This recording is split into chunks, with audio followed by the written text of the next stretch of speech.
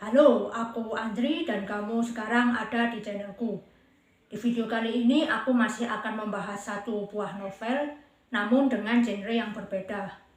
Kalau di dua video sebelumnya aku membahas mengenai novel bergenre memoir dan juga mystery thriller, kali ini aku akan membahas satu novel bergenre novel anak-anak.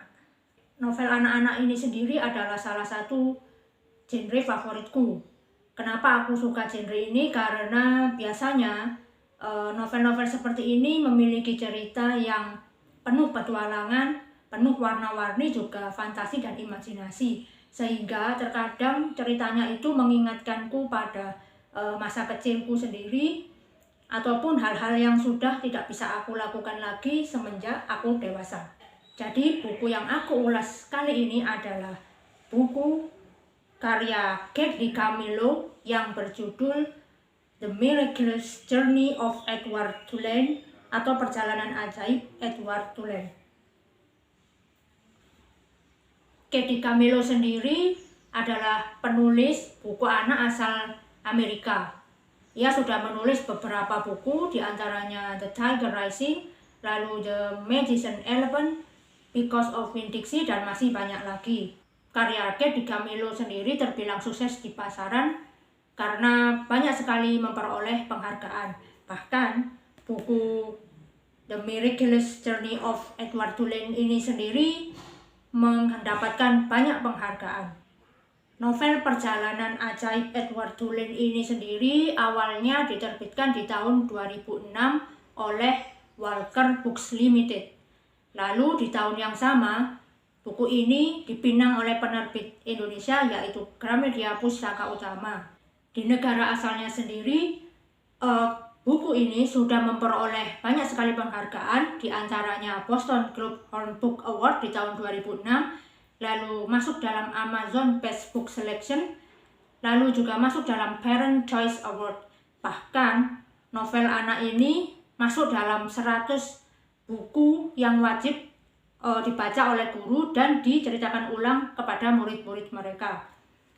Popularitas buku ini semakin menjadi saat diadaptasi dalam bentuk opera di tahun 2013.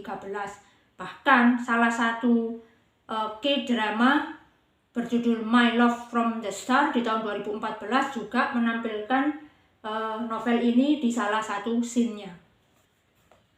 Novel anak ini sendiri menceritakan sebuah boneka porselen berbentuk kelinci yang diberi nama Edward Tulane.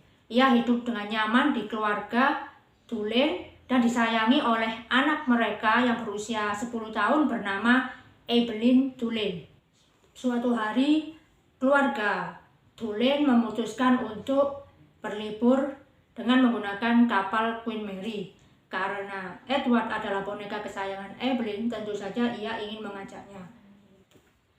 Karena ini adalah liburan, tentu saja Edward mengira bahwa perjalanannya kali ini bakal menyenangkan dan dipenuhi hal-hal indah. Tapi bencananya adalah ternyata Edward akan mengalami sebuah perjalanan yang ia tidak sangka-sangka. Bahkan pada akhirnya dia harus berpisah dengan Evelyn. Dan seperti judulnya, akhirnya Edward mengalami petualangan yang luar biasa, di mana Edward sempat berpindah tangan beberapa kali, berganti nama beberapa kali juga, dan merasakan sensasi berada di dalam keluarga lain yang jauh dari apa yang ia rasakan pada saat berada di keluarga Tulane. Novel anak ini sendiri terdiri dari 27 bab. Tapi tenang, kita tidak usah terintimidasi dengan jumlah babnya, karena di setiap babnya ceritanya itu sangat pendek sehingga lembar demi lembar itu kita akan menikmatinya dan tahu-tahu bukunya selesai kita baca. Lalu yang kedua, di sini kita juga akan menemukan ilustrasi-ilustrasi keren yang digambar oleh background Iba Tulane. Ini adalah salah satu ilustrasi yang aku suka dalam buku ini. Kalau dilihat-lihat itu ilustrasinya secara sepintas ia mirip dengan goresan di kanvas, dan itu sangat indah sekali sih menurut aku. Hal menarik lain yang aku dapatkan dari buku ini adalah endingnya yang menurutku juga sangat keren gitu, dan aku awalnya juga tidak menyangka kalau endingnya akan seperti itu. Mungkin kita akan sedikit merasa hangat gitu setelah membaca dan mengetahui endingnya. Terus karena ini buku terjemahannya sendiri menurutku juga sangat mudah dipahami. Bisa lah ya dibaca untuk anak usia 7-13 tahun, bahkan untuk pembaca dewasa sekalipun. Menurutku ini buku yang cocok untuk kalian-kalian yang mungkin baru pertama kali ingin membaca novel, karena kan ceritanya ini ringan namun penuh makna dan juga bahasanya tidak terlalu rumit. Setelah membaca novel ini, aku jadi menyimpulkan beberapa hal, di antaranya adalah bahwa benda itu tergantung siapa yang memegangnya. Di sini Edward sempat berpindah tangan ke beberapa pemilik, dan di sana Edward diperlakukan berbeda. Misalnya saja pada saat Edward ditemukan oleh pasangan lansia yang dimana mereka sempat kehilangan anak mereka.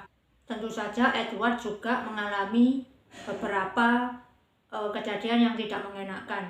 Tapi di situ justru dia merasakan seperti apa itu disayangi dan seperti apa itu dicampakkan.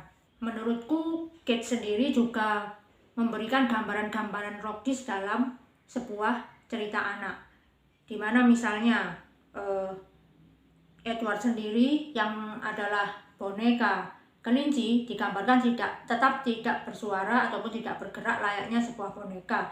Jadi dia hanya bersuara lewat perasaannya saja atau melalui sudut pandang penulisnya. Lalu di sini juga digambarkan bagaimana kondisi di luar rumah, bahwa masih banyak sekali sudut pandang lain, keluarga-keluarga lain yang memiliki kehidupan yang berbeda-beda dengan cara perlakuan dan kehidupan yang berbeda-beda juga. Setelah membaca buku ini, mungkin kita juga akan mulai berpikir bahwa hidup kita yang sekarang ini patut kita syukuri, karena belum tentu di luar sana hidup kita itu sama enaknya dengan apa yang kita rasakan selama ini. Mungkin pada saat kita melihat sepintas hidup mereka itu enak, tetapi ternyata tidak juga saat kita sudah masuk ke dalam kehidupan mereka. Oke, itu saja pembahasanku mengenai buku Perjalanan Ajaib Edward Cullen. Semoga ada manfaatnya dan sampai jumpa di video selanjutnya.